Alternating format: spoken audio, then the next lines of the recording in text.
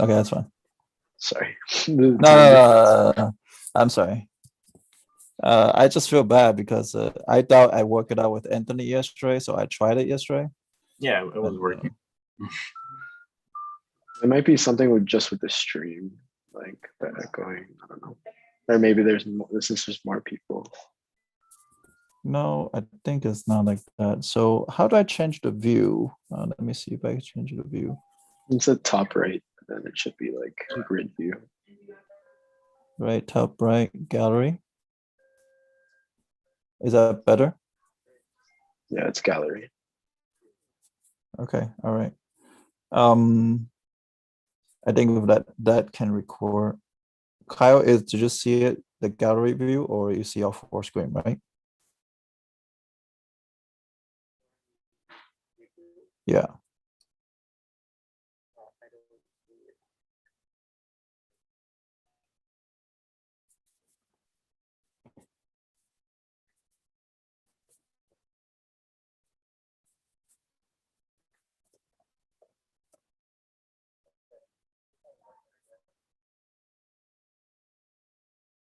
Yeah, okay. Yeah, it's on. It's a full screen or one screen? Oh, okay. All right, cool. Then let's do it this way. Okay, thank you, Kyle. Okay, right. All right, let's try this stuff again. All right. So we're gonna do this again. It's okay. Okay, so you guys can hear me, right? Yeah. Yeah. Okay. So the reason why we make this video is to help people with the idea of how to get a QuestBridge and what is the people get into college and what they expect, especially like Ivy League college. So we have two purposes. One purpose is how do we get this QuestBridge thing, and have you guys explain it in a student's perspective. So let's start with Emilio introduce himself. Okay. Yeah. So I'll introduce myself again. My name is Emilio. I went to Cypress Creek High School. I'm now a freshman at Stanford University.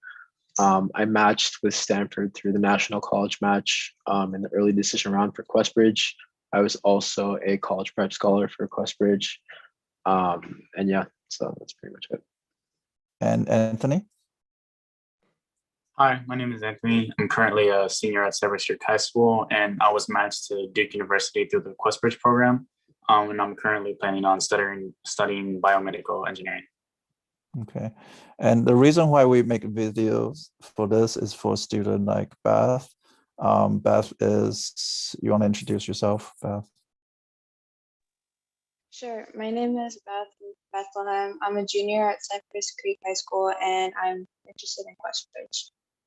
Okay. And since all the students are from Cyprus, and we feel like this school is have given us a lot of opportunity, and but we want to share this information to rest of the student for Cyprus. And so let's start with the question is Emilio and Anthony is how did you guys find out Prep Scholar and QuestBridge? Emilio, go first. Okay, yeah. So I found out about QuestBridge, the College Prep Scholar program, through John Luca, which he's also a Cypress Creek alumni. So I found out about it my sophomore year at the end, and I looked more into it in like junior year. Applied, was named College Prep Scholar, and then I went to the conference. It was the National College Admissions Conference. It was held in Vanderbilt. I think it was summer 2019. And then I found out more information about like the National College Match program with QuestBridge, and then with the help of Miss Nelson, applied through the process starting in September my senior year, and then moving forward all the way until I got matched with Stanford. Okay. Anthony? So I also heard about it from Gianluca and my brother, since they were in the same graduating class. And then the end of around mid junior year, I applied to the Prep Scholar program.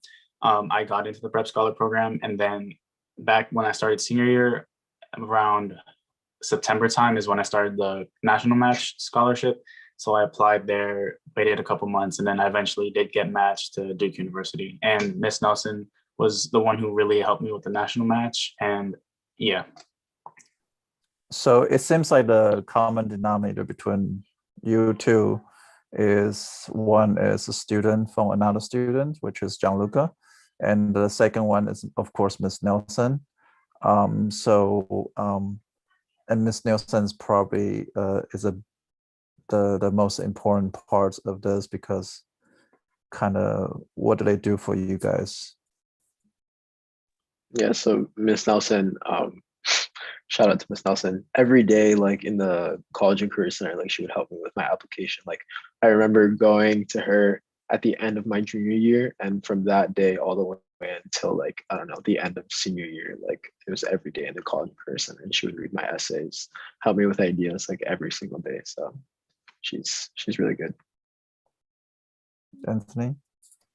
Yes, like Amelia said, she's really amazing. Like pretty much every day, she was helping me with my application, my extracurriculars, what to put, all my essays she reviewed, and she just always knew what to do. She's been through this process. She's done this process a lot with other students, so she was just really helpful and amazing.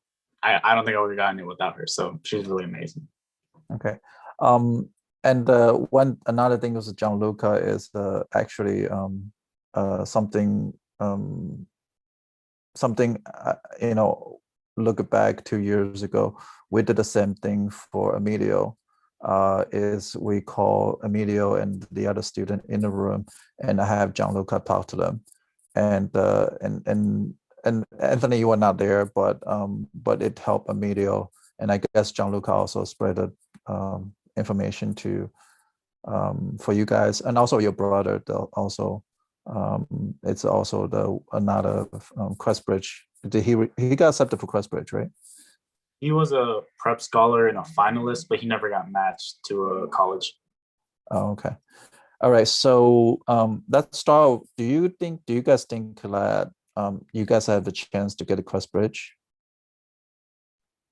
I can start. So like you said, like meeting with Gianluca, it was really like kind of like an eye opener, because you see like all these schools, like especially Gianluca going to Caltech, like you see all these crazy schools, super selective schools, and you don't really think that it's like obtainable, especially coming from like, you know, kind of general high school like Cypress Creek. But then like seeing and meeting with someone like that, and like seeing that it was possible, it definitely gave me like a boost in confidence. So that's why from like that point on, I was trying my hardest to, you know, do everything I could to match with, you know, any of the schools on my list. But yeah, so I was kind of confident moving in, but you know, especially since like I ranked Stanford and Yale, I wasn't expecting much. But I was a little more confident moving in with the college process. Definitely seeing that other students that I knew, or that coming from like similar backgrounds as me, were getting into these schools as well. Anthony? So I was a bit more, I guess, I was really just hopeful, I guess, for it, because the people I knew who got it, such as Emilio, Gianluca, a lot of people, they were pretty much known as to be like the top of their class. And I'm one student who isn't really at the top of the class, but I just kept pushing for it. And I mean, I worked hard for it. And then once I became a finalist, I realized like they decided that I was an applicant who could possibly do this. So then that's when I just got even more motivation to keep on pushing. And then when I was writing all my essays, I just submitted it, and I just waited. I was just hoping maybe I could have done it. And then I ended up getting matched with Duke University. So at that point I realized, yeah, I didn't, at first I wasn't that confident, but in the end, I guess I worked hard for it and I got it. So that was a good outcome. Okay, so and we were talking about SAT scores. Now obviously Emilio has a very high SAT score, but that doesn't mean that you should excluding yourself. Says, you know, if you have a lower SAT score, do you have a chance to get in?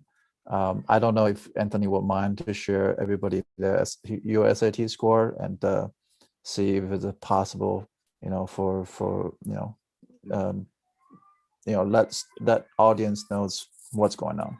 Yeah, so I got my highest SAT score is a 1330, and I did submit that when I applied to QuestBridge, and then I became a finalist with that score. But when I was applying to colleges, I decided to go, because this year we had the option to go test optional. I didn't submit my score just because I didn't know if it was good, but at the same time, QuestBridge still accepted me for having a 1330, and I feel like that just shows that you don't really need the best SAT score to even be matched as a finalist. Okay. Beth, do you have any question for any of them? Yeah, I have a question. So when you were applying for the QuestBridge like scholarship, for like the writing part, like the short answers or the personal statement, what did you guys like put? Like you don't have to put specifically, but what did you think like maybe made them like want to select you and have you match the schools? Cool. Yeah, I can go first. So for a lot of my essays, I tried to kind of base it off of an activity that I did, or like an extracurricular. So, maybe write about like, I think one of them I wrote about playing soccer, and then another one I wrote about the project that I did with Ecology Club, the thrift store that I did on campus.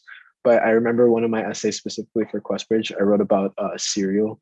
So I wrote about either putting milk or cereal first when you're eating cereal. Yeah, it was really dumb, but it was the prompt. It was like describe an experience that was like life change, something like that, like life changing.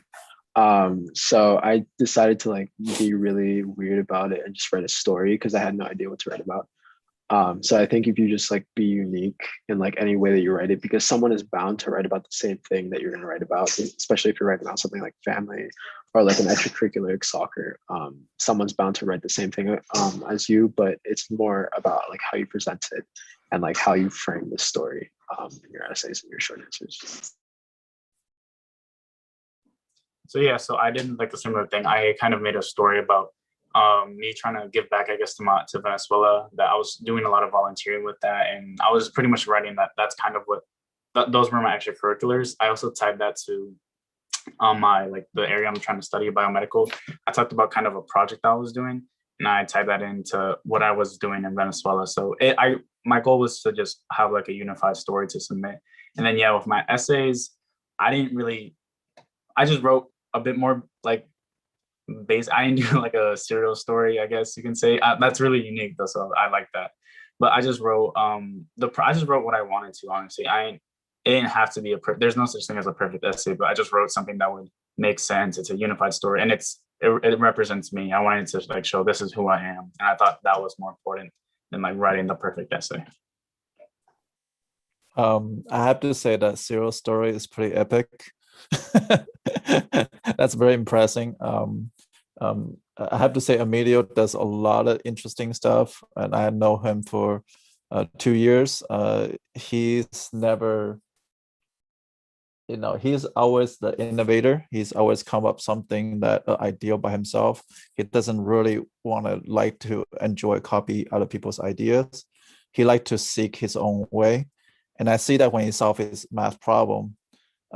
He liked to do his own way, and want to be different than other people, and it shows like I think in some way maybe college, like Ivy League school, is looking for those individuals who are unique. They're not looking for a straight 4.0 students, 1600 on SAT, because none of you guys have 1600. And then none of you guys are 4.0. Emilio, you have 4.0, right? When I was applying to QuestBridge and Stanford, I think I had like a 3.9. Okay. But then by the end of senior year, I definitely did not have a Okay, so and Anthony, like a GPA was? Yeah, I had a 3.9 as well. I didn't have a 4.0, but it was really close. It was really there. Right. So I think you just have a high enough. If you have high enough, they will automatically look at you, and if long as your story is check out and unique by itself, or I don't think anybody can. I don't think anybody apply QuestBridge put down a serial on their essays. So that's definitely unique. Okay, so let's start with junior year. Junior year, you guys do Prep Scholar, and my question to Anthony yesterday was, do you need to get accepted to Prep Scholar in order to get QuestBridge, or do you know anybody could get a QuestBridge without Prep Scholar?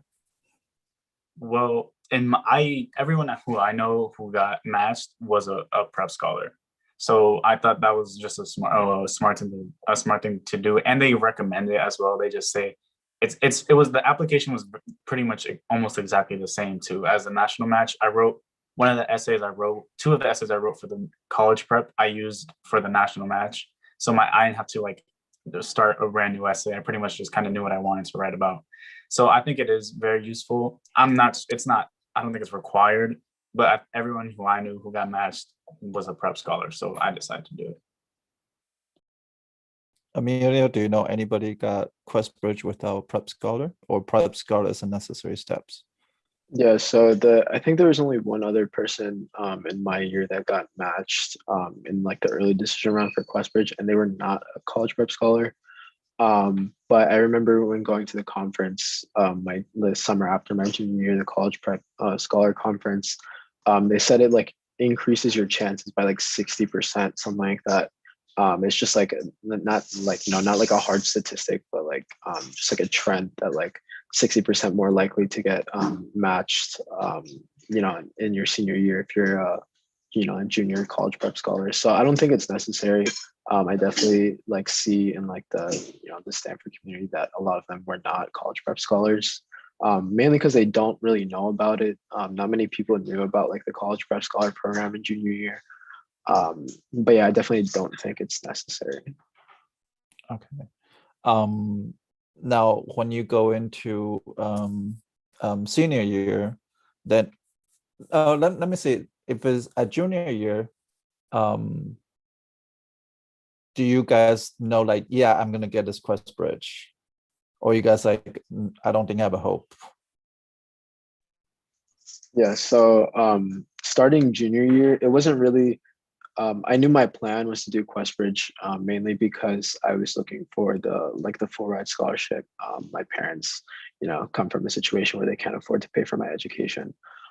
So I was mainly looking for the full ride scholarship. So my plan was QuestBridge, but I wasn't really focused on QuestBridge itself. But junior year is when it kind of like clicked, where I was like a lot more focused on kind of like bettering myself and getting as much done as I could before I applied to college. So I was focusing on like studying for the SAT, working on my extracurriculars, kind of like trying my best to maintain my GPA, other test scores, IB, all that, like just trying my best. Juniors when it really like clicked, where I was like, okay, this is actually happening. I'm actually going to college. Okay. I want to know, I think a lot of students ask me for recommendation letter. And I want to know that what do you think? How important is a recommendation letter, and how is that helping you to get this QuestBridge? Yeah, so I see like a lot with like a lot of students, they worry about recommendation letters. So I like attending these because in the QuestBridge conference, there's also like the workshops as well. I went to an HSF conference and they also had workshops talking about college admissions process. And they said that the rec letters are usually just like a check, check the box. Like it's just seeing if you have it. But it makes a difference when like the recommendation letter is like really exemplary or like really like meaningful, personal. So it's not, rec letters aren't going to hurt you in any way, but they can help you if they're like really meaningful and important, like the one that you gave me in this year, of course. Oh, I honestly, from my perspective, I don't think the one I've written for you help you. I think is that college professor, first of all, you have the German professor in UCF, what's her name again? Frau Hortzen. Yeah, Frau Hortzen also write one for you, right? Yeah. And also just to share you some of the story about Emilio, Emilio works at a summer. You want to say the story yourself? Yeah. So over the summer of my junior year, starting the summer of after my junior year up until the pandemic started at the end of my senior year, I was working at a hotel in Orlando. It was called the Ritz-Carlton. And so I was working there, and then I met this guy. I didn't really know like what he did for a living, but he was staying at the hotel for a long time. I think it was like a month. So the whole time that I was working throughout the summer and like July 4th, really busy. He was, always at the pool where I was working. And then as his like stay came to a close, he came up to me. He's like, "Hey, like I saw that you were working really hard." We had conversations before about, how I was a student, how I was trying to, go to Stanford. And he told me that he wanted to help me because that I reminded him of me, or I reminded him of himself when he was young. So he offered to write me a recommendation letter, and it turns out that he was a professor at the Xavier University of Louisiana in the Division of Business. So he wrote me a 2-page recommendation letter just based off of that time that I, met him, at the hotel. And that was really like meaningful, really personal. So I think that also helped me a lot. I submit that as an additional recommendation letter. Yeah, I didn't think compared to 2 other letter, I'm probably the rank of the third because both are college professor. But I do happen to know you, so I put a lot of personal story about you, that how I don't know, I'll probably post a link if you don't mind. I'll post the recommendation letter of what I write for you. I'll post on the link on the comments later. Yeah. And it basically just saying Emilio is very, very innovating about doing different things. I don't know. I don't think I will show you. I might have not later, but I basically says, it doesn't matter what you do. Like you can go to thrift store and you can buy the clothes and you can resell it on Instagram. I thought those things are phenomenal. And what you do for school for the bear closet, which is, you don't want a student get embarrassed. So you for your CAS project, you actually did something to helping the community. And that's on top of that, you are also math team and soccer team captains. And I think that really helps. But I really think that the other two, I read the other essay, the professor essay from Ritz-Carlton. It's definitely like on the spot. I think like that one would have helped you even without my letter. So, but I think for like recommendation letters, I think yours was really good because like you told me about it. You never showed me, but you told me about what you wrote. And just like it doesn't necessarily need to be about like like the, I guess like the prestige or anything like that, but more like showing a different side of you, or like different side of like the student, and like having a personal relationship, like outside of like strictly just like being a teacher, being a student. So like, the fact that you included details of me that, or, about like what I did outside of the classroom, and like just showing the fact that those kind of things, those kinds of qualities were apparent, even though I was just your student, it definitely helped a lot, I think. Thank you for your comment. I think that make me kind of happy about it, because I think it's good that it happens. Anthony is another one that I thought his recommendation letter, I will also post it if I have your permission. Basically, Anthony's letter was to talk about like, the funny thing is, Anthony, what impressed me wasn't anything else. It was how he cleaned the yard for Cypress Creek. Okay, so how he cleaned the yard. I think he cleaned the courtyard for like 4 years, right? So that was really just the start of my senior year. That's when it really started. I thought it was just 4 years, but I feel like that's like your project for a long time. Like I seen you like pour out weed like every single day, and that literally that's what I write on recommendation letter. I says, this kid will do anything to get this whole courtyard clean up. And I see him sweating, and I see him doing things, and also he's also in band, so he's holding a biggest drum like after I leave, because I leave at 6 o'clock or 7 o'clock at nighttime. And I see Anthony's outside and is holding a big drum and is banging his drum.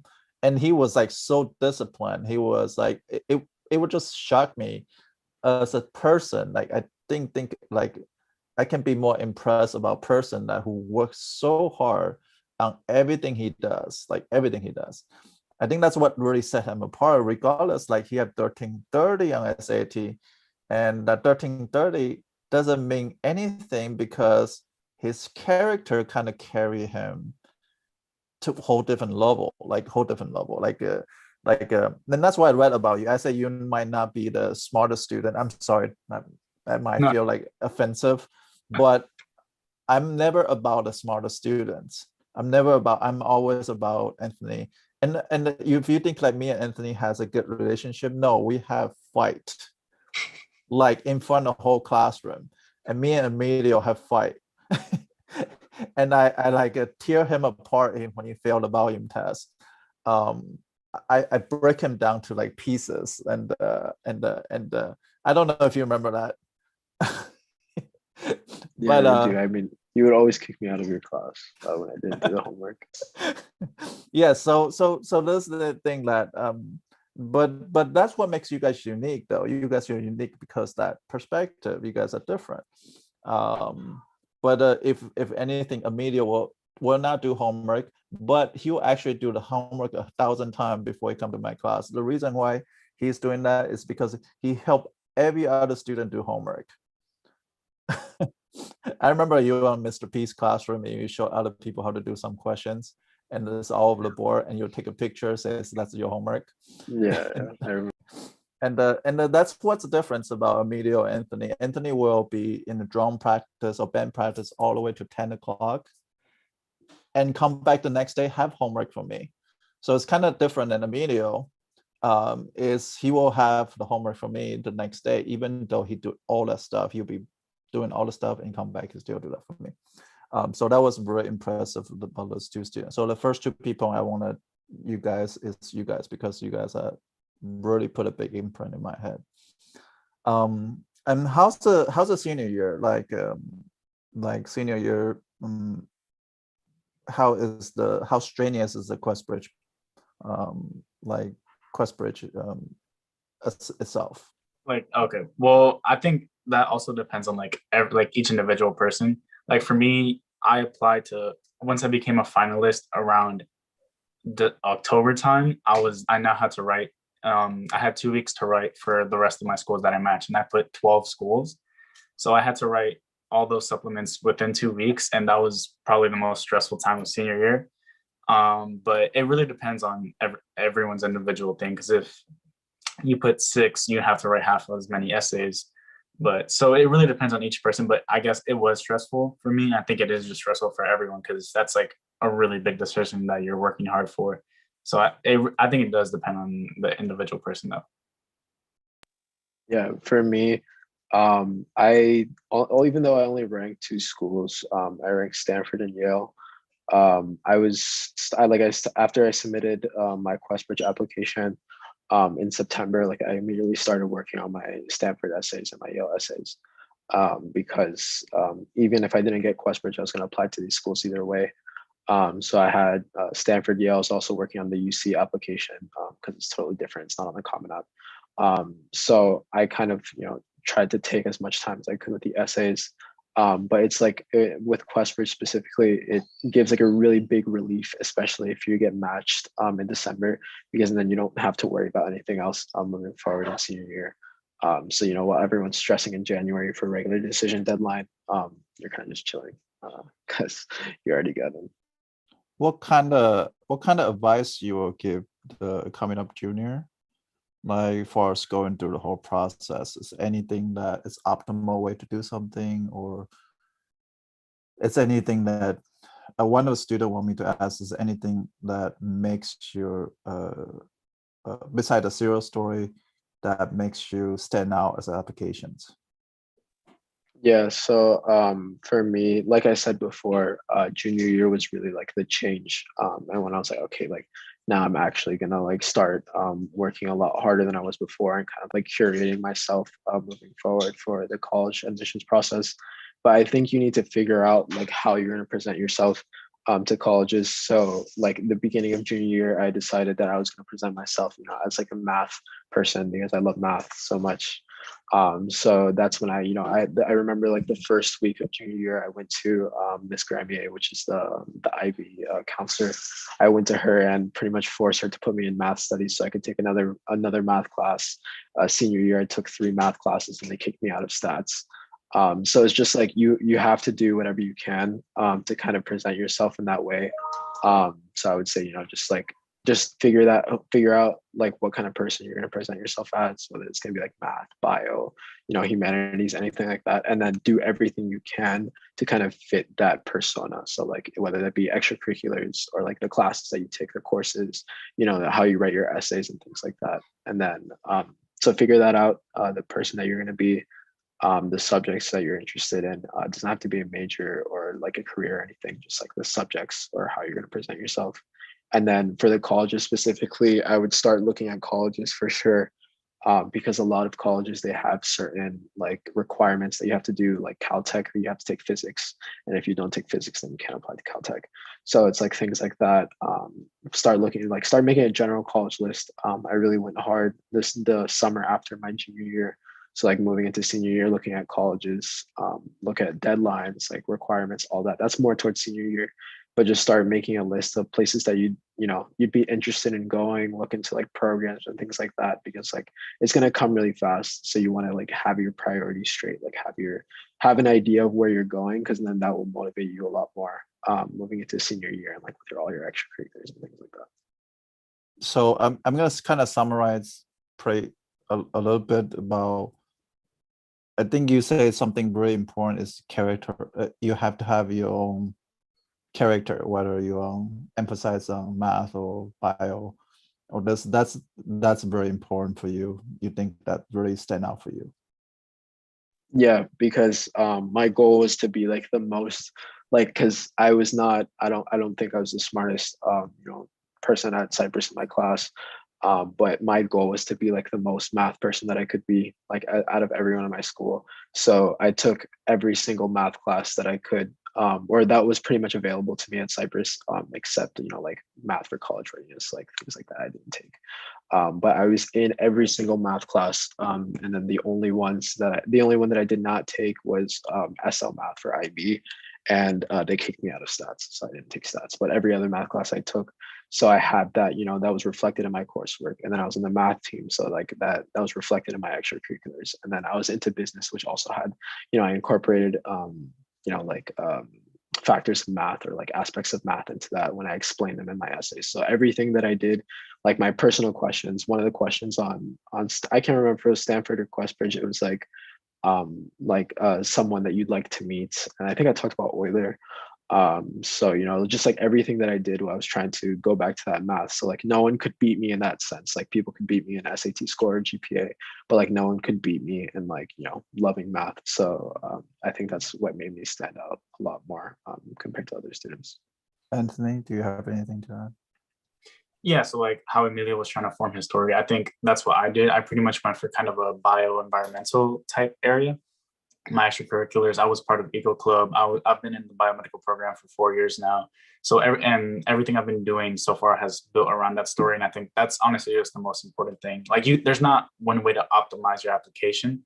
The best thing you can do is just build upon your own story and who you really are, because they can see through lies. They read applications every single day. And if you just try and optimize your application to like be the best student, they're gonna see through it. So you should just focus on optimizing your own story instead of the application. Just do extracurriculars that align with what you want to do, things you enjoy. It can be whatever, as long as you enjoy it and you want to do it in the future. That's really what they want to see. They don't want to see like lies or nothing. They want to see who you are and present that self to them. Okay. Beth, do you have any questions for them? Yeah, did you guys like participate in any college summer programs, or it was mainly just like you looking for colleges like over the summer and just like focusing on character development and stuff like that?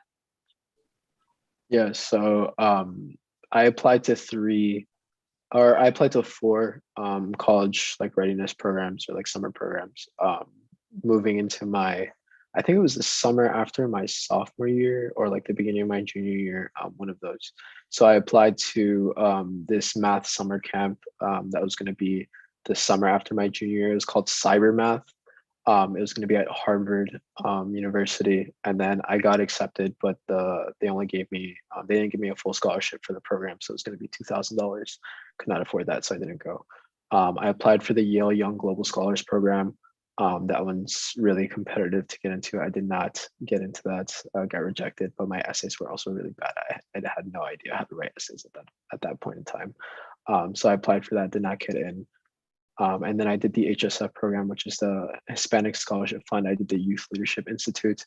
So that was at the University of Chicago. That helped a lot as well, meeting other students, but they also had workshops talking about like the college admissions process.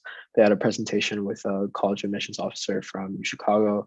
So that helped a lot as well, kind of just like opening up my eyes. Them telling me straight up that they didn't care about SAT, it kind of like made me feel a little bit better.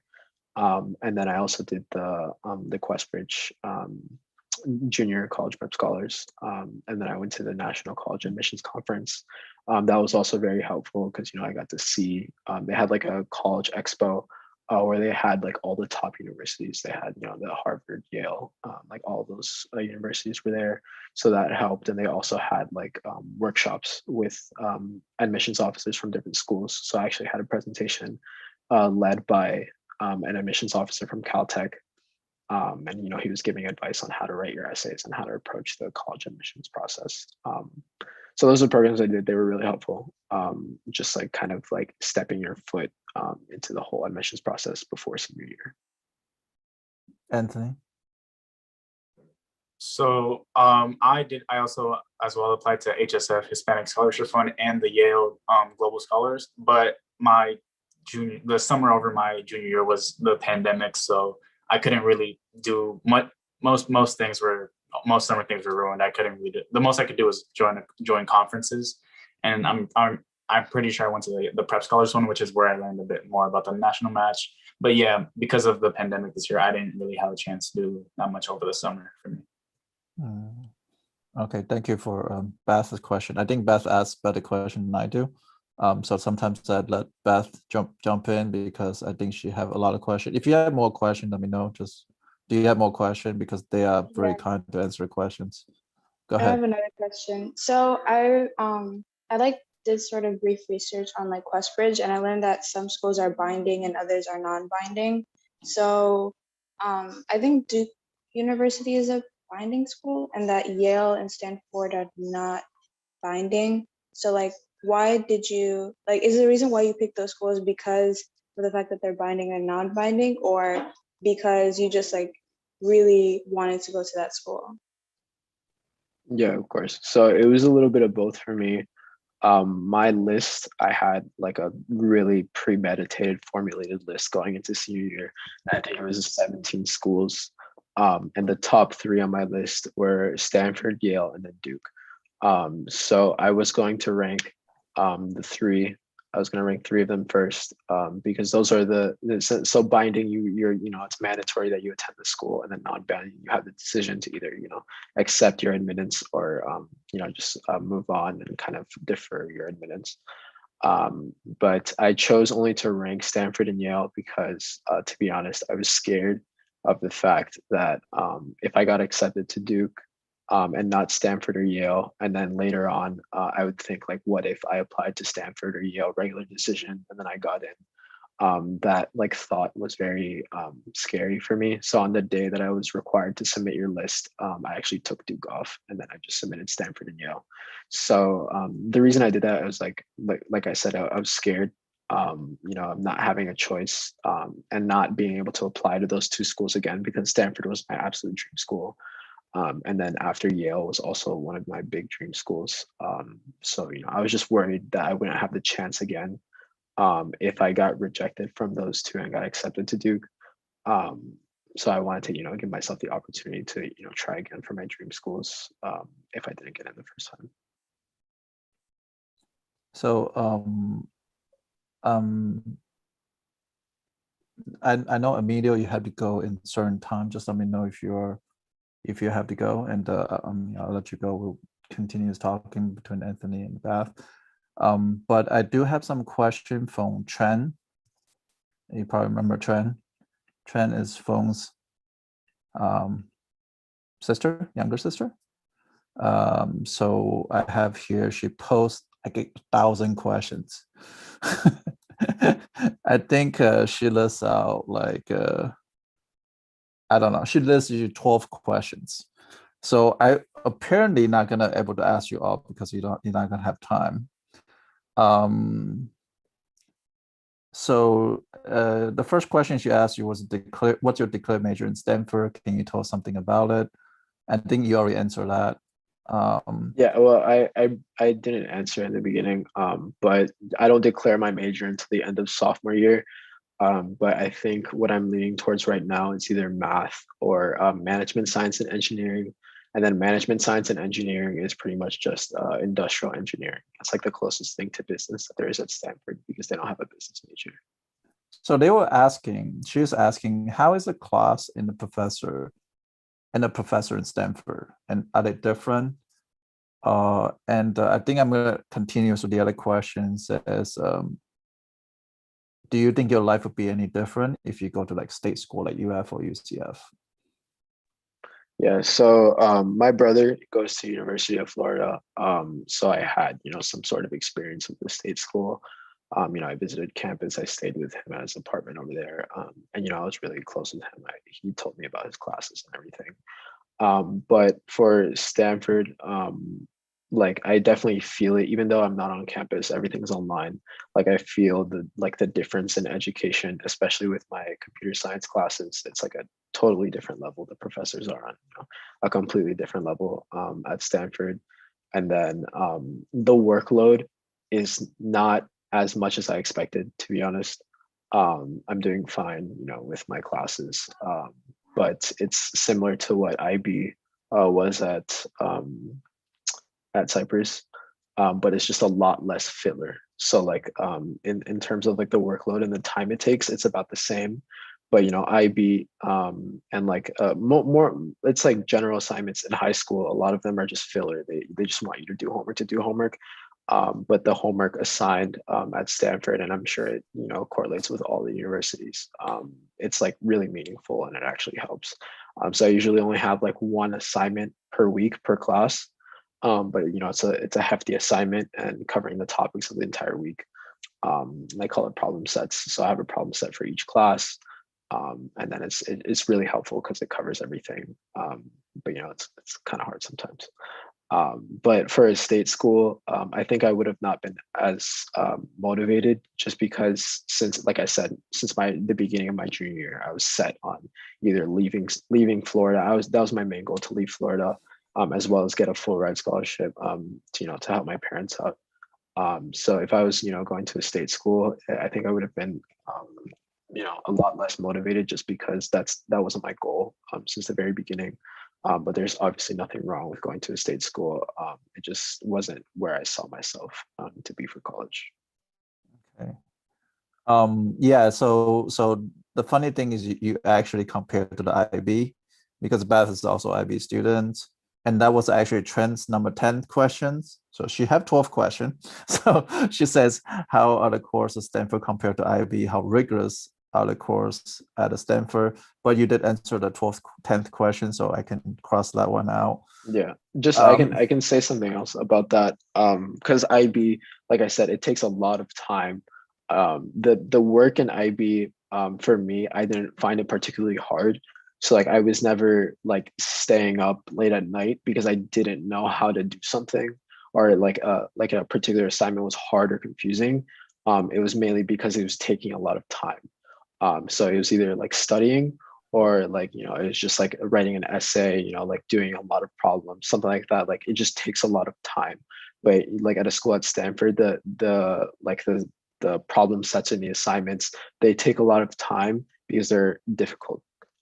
It's not because, you know, like that they're just like filler, that they give you a lot of questions. My problem set for every 2 weeks for one of my business classes, I only get one problem set of 8 questions every 2 weeks. And then, but these 8 questions are, you know, like really hard. So you have to like take your time and kind of like study the material, and you have to, there's no way you're finding these questions online. Like, you know what I mean? Like it's, you have to like actually read the textbook. You have to watch the lectures, take notes. So it's like very quality assignments, and like a quality like education in terms of that, of like, you know, kind of understanding the material a different way, not just like regurgitating the information that you receive in high school.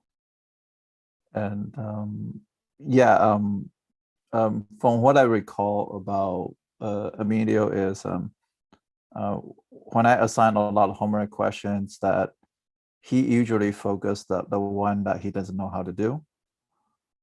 So he doesn't focus on the one that is really easy.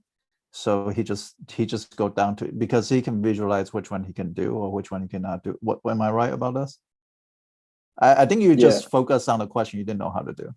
Yeah, because I mean, I saw it. I had a like with my, when I was in stats for like a couple weeks, I just like would not do the homework because I saw it as pointless, because I knew how to do everything on the homework. So like I wasn't gonna spend like 2 hours on the homework if I already knew how to do everything. So, and then like I would get 100s on the test, but then I would get like a 0 on the homework. So my grade in the class was like a B. I just did not like, I cannot like sit myself and spend like 3 hours on a homework assignment if I know how to do everything.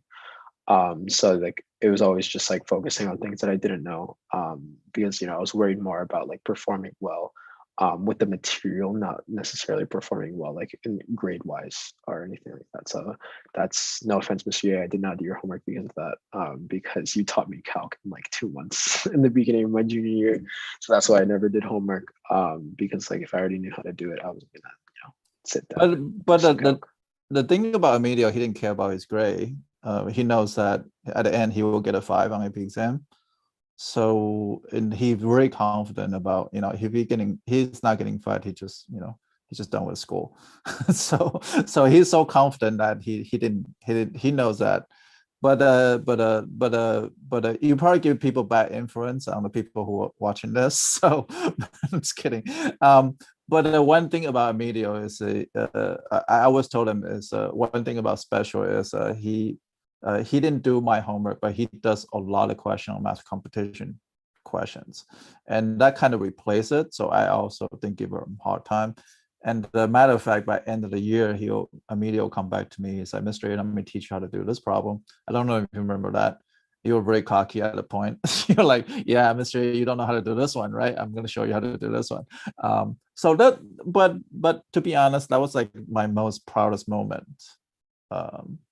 Because I always wish, I told you guys at the beginning of the year, I always wish a student is better than me. I don't want to wish students who are just below me. And Beth probably knows that I kind of very harsh on the students, but my angle is always like, I want a student to be better than me. I don't want them just be mediocre, because I don't satisfy with mediocre. So those are things I think that it's a little bit different for Emilio. I'm gonna roast. What time you need to go, by the way? I didn't want to. I already take you too much time. I can say like 15 more minutes. Okay. I wanted you and help out not only Anthony, like mentoring Anthony and also mentoring Beth and all other IB students here.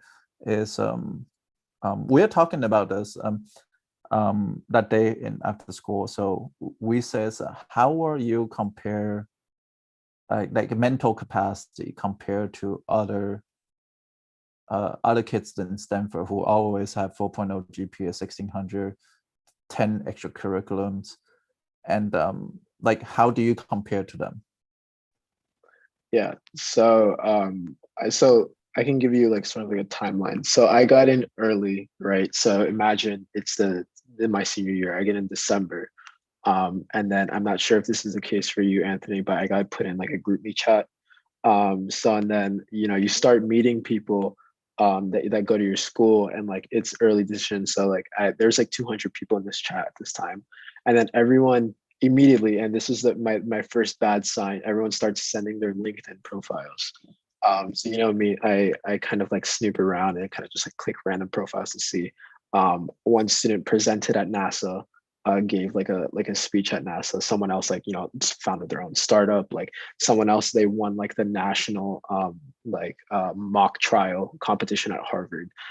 So it was a little bit crazy in the beginning. I definitely got imposter syndrome. So that's when you feel like you don't deserve what you got. So it was kind of hard like those first couple months, especially since like I was very disconnected from the community. Didn't really know many people like personally, just like online LinkedIn profiles. But as I started the year, like going to class, like getting grades for these classes, I performed well, and I wasn't expecting that. Because like I said before, I didn't consider myself to be the smartest person at Cypress in my year. So moving into Stanford, I was like, I'm definitely going to be like below average, mediocre, like bottom of the barrel, especially like a school like Stanford. So that's what I thought it was going to be. And then as I'm going more in these classes, I'm like gaining confidence, because like the quality of work that I'm producing in these classes and the grades that I'm getting, they're like I'm very proud of it, and I'm getting the scores and the good grades and the comments from my professors from this work. But you're still going to feel that like that pressure when you meet like the students in your CS class that have been coding since they were 5. You know what I mean? So like it's both sides. I definitely feel like I'm above average at Stanford now. That might be just a little bit inflated with like all the grades that I'm getting. I'm probably gonna tank soon, but I definitely feel like I deserve a place here. But I think it just comes with time. So don't like be afraid to like kind of voice your opinion. I was very afraid like to talk in class, not only because it was online, just because like I feel like I was inferior to everyone else. Like Calc 3 and things like that. I did not want to ask a question or anything. But like definitely like keep an open mind, believe in yourself and like your ability, because you're gonna realize soon that like there are people that just don't understand what you understand. So like have some confidence. You're there for a reason. And it gets better like with time. Definitely you find like your place in classes and the community, you make friends. So you'll find your place eventually. Just like be open-minded once you get in. Thank you for your answer. I do want to comment your nail polish is you want to show everybody your nail polish? Yeah, my roommate did them. They're pretty cool. They're nice. Yeah, like using hand gestures. Thank you. Yeah, when you do your hands gesture, I just cannot help not Sorry. noticing No, it. It's pretty badass, just so you know. So but yeah. So we got maybe 10 more minutes before Emilio could go. So Barbie, not Barbie, that's Cody Barty. Beth, do you have one last question for Emilio, or Anthony, you have a question for Emilio? Now would be the time to ask, because I think this mentoring thing is pretty important. I think somebody mentoring him 2 years ago with Gianluca, I kind of set him in the room. And I kind of wanted this situation happen to the next generation, especially kids for Cypress Creek. And I think we just all underprivileged, but we're just 90% free and reduced lunch, which is, there are some rich people in there, but not many.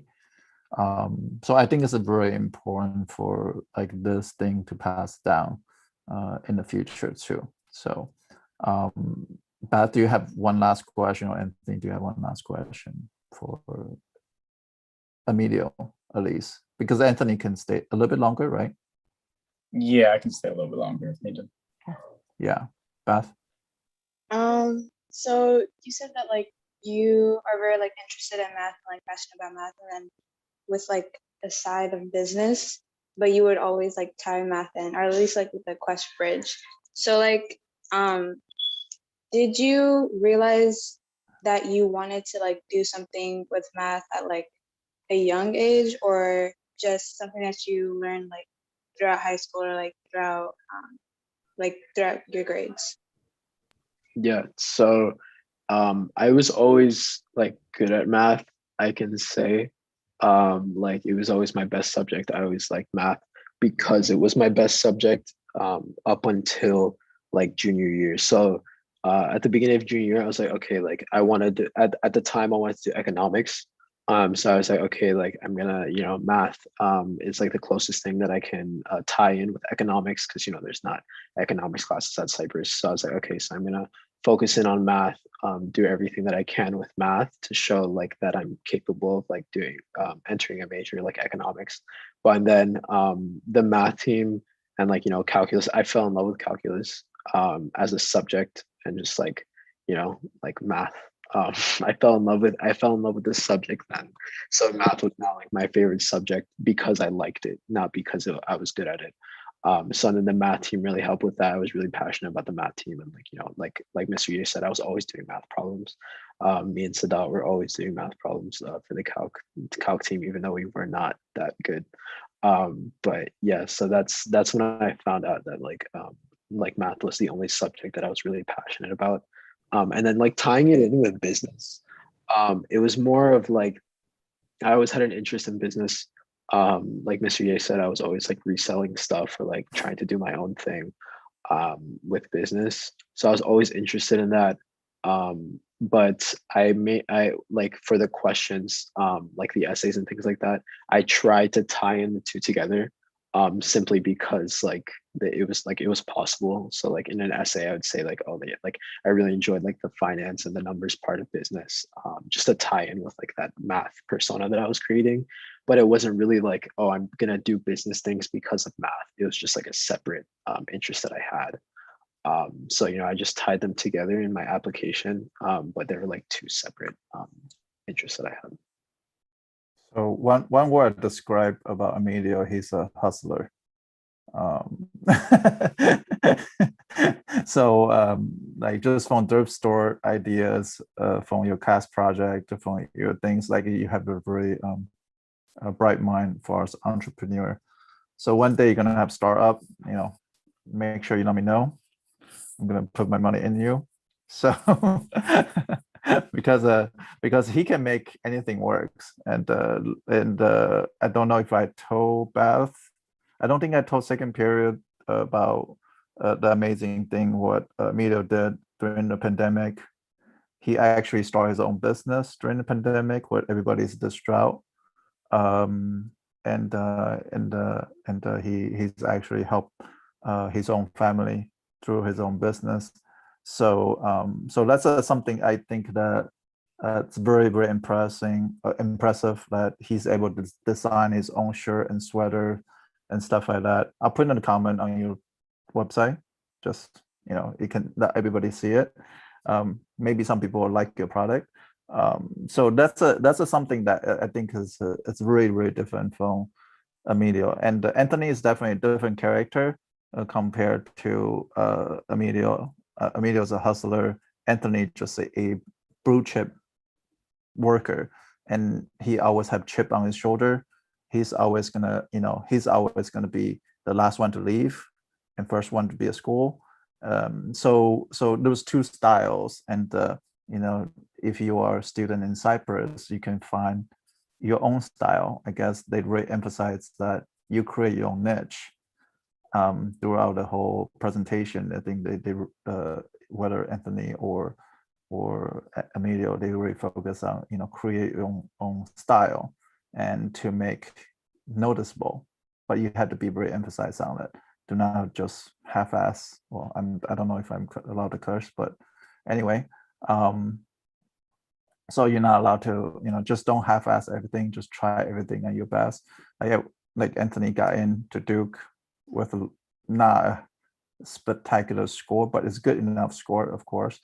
But everything else he does is like A++. So the SAT, and also Emilio also point out something when you go to camp that they didn't really care about SAT the whole lot. And I think the trend is getting more in the future, because all the Ivy League score is going to kind of get rid of they're going to have their own metric to finding the best resources students, best student from the talent pool. So they're not really looking for SAT score anymore, because SAT is really, if you're rich, you can pay somebody and you can get as much as crazy as it sounds. I know some parents is paying psychologists to have their kids to have extended time. So rich people always win in that case. So in a sense, like for you guys are in the from a school like Cyprus, you guys doing this, and you guys gonna do great things, I think. And I hope you guys, I see, I always keep my former student in contact. So let me know how you're doing. But thank you, Emilio, for helping out. Of course. Anthony, do you have any questions like before I leave? Like anything at all? Trust me, I'm an open book. Pretty much, yeah, you pretty much answered the whole, like, because my biggest worry was, like, I'm not the smartest. I know I'm not the smartest, but like going into one of the top 20 schools, I was honestly worried about like falling behind and like even having to like switch majors or something because of like my level. But your answer was like, it was like relaxing. Like I feel a bit more confident now. So thank you for that. Yeah, of course. I would say, especially like since you're going to a top university like Duke, just like be ready to be like very culture shocked once you get there, especially since like it looks like we're going to be on campus next year, but be ready for the culture shock, because I mean, I can, like, if you want, I can speak with you like off the live, but there's definitely like there's a really big culture shock going into like a prestigious school. So be ready for that, and just make sure you have your head on straight going in, and you have everything, because it gets really intense, I think is the word. But yeah, you're definitely gonna find your place, and like I said, like as you continue to go on, you're gonna feel a lot more confident. Just like trust in the process. If definitely. You feel like a little less confident in the beginning. Yeah, I'll give you Emilio's number, and you can text him if you have any questions. And so that way, thank you, Emilio, for spending your time. And yeah, of course. And thank you so much for having me. Okay. Yeah, just let me know when you want to do this again, because I'm totally down. Okay, cool. I mean, I'm thinking about next time before we do it with Miss Nelson. Okay. Yeah. So that would be pretty cool with Miss Nelson, can kind of give everybody a true idea how the whole application, because I actually have no idea. Just the other day, another trying to teach me says, "Oh yeah, QuestBridge is already finished." Actually, another is worried about today, because today's MIT a release day. Oh yeah, because it's Pi Day. It's a Pi Day. It's Pi Day, yeah. And it's like a really nerdy time too. It's a 628. It's 2 pi for 628. So they're gonna release at 628 at the Pi Day. It's such a nerdy way to release the acceptance. But another's yesterday she was telling me, she's luckily she's already get into a very good private school. So so she don't have to worry about her dream school is still MIT. But anyway, thank you so much. But yeah, just let me know, and then I'm happy to do this again. Okay, cool. And see you guys. Thank you. All right. Bye. See you. Bye. Now, Beth, do you have any more questions? Does this helpful? Yeah, I think it's helpful, because like you get to talk to people who either like are in the college now, or like already applied and like know how it's like to like go through the whole process. But for like another question I have, I'm kind of like sort of indecisive about what my major should be in college. Like I think it could involve like math, but I'm not really interested in science, more into like math and then maybe business. So like I believe like you have to declare your major in your sophomore year. So why did you like do you have a declared, like, are you going to enter in with a declared major now, or are you still going to be undecided and like try to find your niche, or like what type of career you want to be in? Yeah. So currently I'm I'm classified as an engineer, just undergraduate engineering, because we all start off pretty much the same way. But to I think I'm not sure. I know, yeah, Stanford, you have to declare your sophomore year. I think because I'm in an engineering, I will kind of do the same thing. I think everyone takes the same general classes to start off, but then eventually, for me, I would choose biomedical. But for you, I wouldn't, in the application itself, I wouldn't worry too much about having a major. I don't think that's like the biggest thing. It's more about, you already know, you said you know what you want to do, like math, maybe some bit like you already know what you want to do, which is good enough. You don't really need to have a specific major to declare on your application. So I wouldn't worry too much about that. But yeah, eventually in college, you will just have to declare your major. And by then you should have a better idea of what you want to do.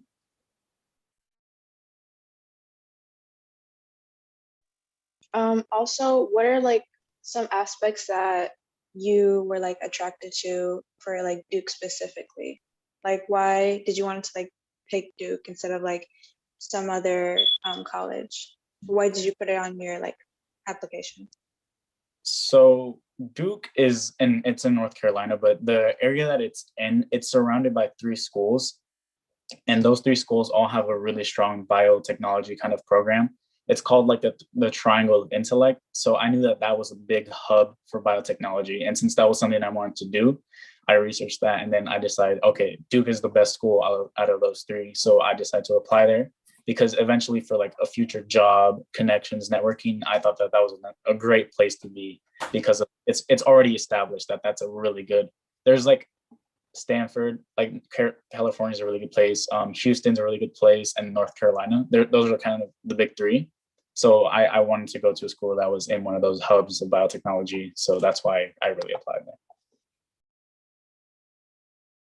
Yeah, just clarify the triangles. I think it's UNC, Duke, and I believe the other one's Wake Forest. Yeah, it's Duke, UNC, and the third one I always forget, but I think it could be Wake Forest. Yeah, it could be Wake Forest, could be something else. It's all ACC school. Yeah, I think the other day, I think Mr. Patel says like there's so many CEO there, so many things, like when they go to eat like dinner over there, they have to, because they're worried about espionage, like people spying from one company to the other company. So they have to arrange like different time setting for like different company to show up. So that way they don't like spy other companies' secrets. So it's actually pretty cool. That's pretty extensive. That just tell you how dense like how many scientists is around there, or how many like technology companies located around there. So I also have like one last question, more like concern. You're an IB student, right? no. Maybe actually. Oh, okay. But like going into Duke, do you like think you could balance like your social life with like your school life, or like even now, like in high school? Because like I'm an IB and it's sometimes like kind of hard to like balance school and like social life. No, yeah, I get what you mean, and I think this just applies to most colleges. I don't think you have a lot more time. You don't have 7 classes. You have maybe 4 or 5. You don't go to them every day. You go to them like every other day. So you have a lot more time. So usually everyone does have a lot more time for like social life, to balance other things, other hobbies that you want to do. So I think even though the content itself may be harder once you get to college, you have more time just in general to like focus on other things that you want to do. So I wouldn't worry too much. Like, yes, right now in high school, most like a lot of IB work is there's just a lot of work that you have to do.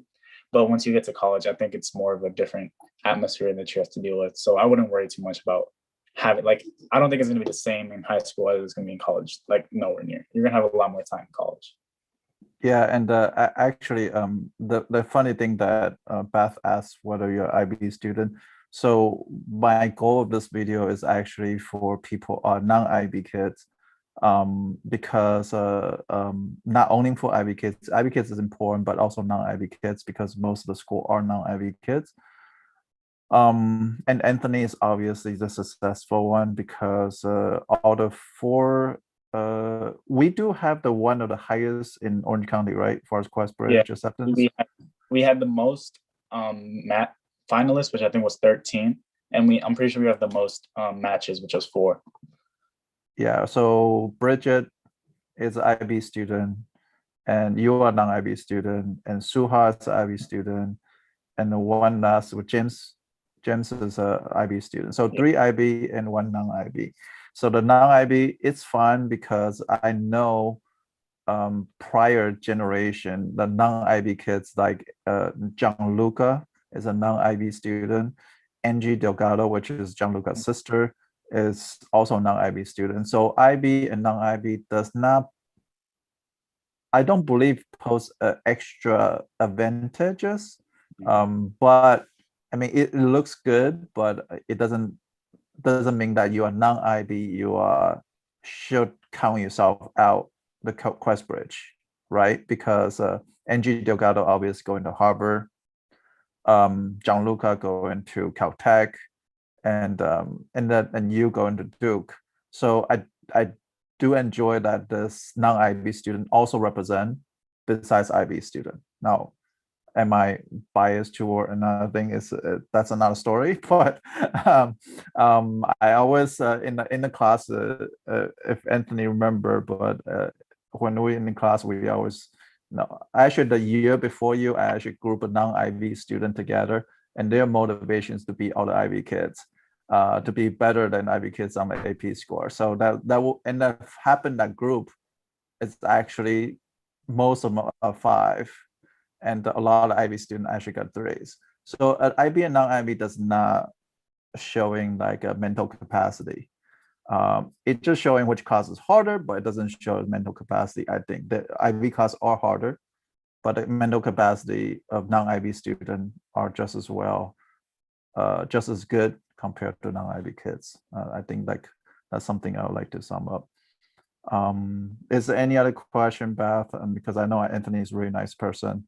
So I don't really think I have any other questions that like I can think of, but I think like you said Tran had like a long list of questions. yeah, Tran had a question. She had a long list of questions, but mostly about Stanford. So the story about Tran is her sister want to go Stanford. So I guess kind of passed down, and well, Tran's more like skeptic. So that's why she asked a lot of questions. But I do believe throughout the whole thing, he answered a lot of the questions about Stanford, because most of the questions are about Stanford. But one of the questions is how are the courses at Stanford compared to IB, which is he already answered that, which is most high school stuff fielder, where Stanford's more focused on the like a topic. It's not as much fielder. So yes. Do I give fielder?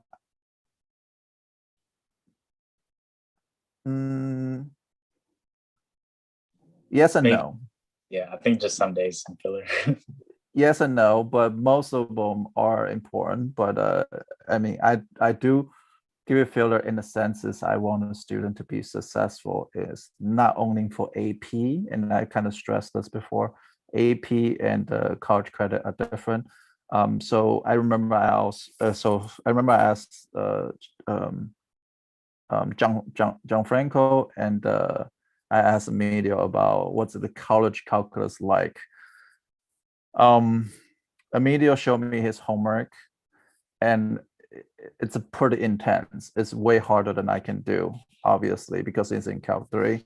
I can only teach all the way to Calc 2. But his work is spectacular. He actually did his homework in college, and he showed me the work that he did.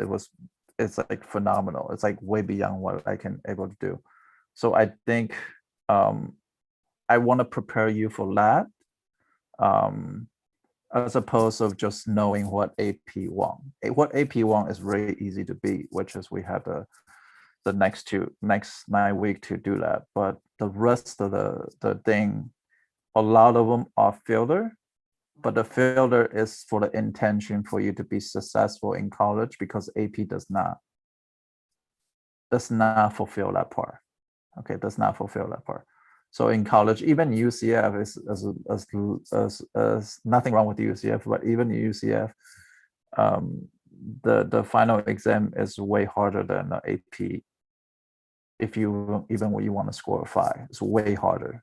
So those are the things that I want you guys to get. So far as that's a filter. If I just say just focus on AP, then we could have been done by second night week, I think. Right. So that's my perspective of it. And I think Anthony come back to my class and says, yeah, I should have missed the math homework. Right? Yeah. so he's actually missed the work of what I give. But once you leave, then you kind of say, okay, I kind of enjoyed it. But at the moment, you're probably not gonna enjoy it. At the moment when he was in class, he probably didn't enjoy all the homework I give. But anyway, that's on the sidetrack. But thank you, Anthony, for helping out. And this was like last minute. You decided to help out yesterday. Of course, definitely. And I wish I didn't waste you guys so much time. I'm so sorry. But I still appreciate you. I know both of you guys are giving person. And Beth, hopefully you got your 2-hour worth of knowledge, and you got to be the first one to be here. In the future, there's probably a lot more we're gonna invite other students into. I just think I wanted something to help our students. And that I'm gonna start create courses for all the lower level students. So in the future, and I think it should be exciting for me to do that. But yeah, you guys are the last year of a student from Yale, but you guys really hope like you guys did awesome. I really hope you guys did awesome. So Beth, you got 45 questions and 3 more choice to do. Have you started yet? I don't think anybody started yet. I'm not gonna cap. I didn't start. I just did like a little bit of QuestBridge, like and stuff, but not. Nah, I'm like That's okay. break mode. That's okay. I know you will get it done eventually. Okay. Yeah. All right. I'll talk to you guys later. Thank you for joining us, and You're welcome. Definitely. we'll see you next time. See you next time. Bye. Bye. Bye.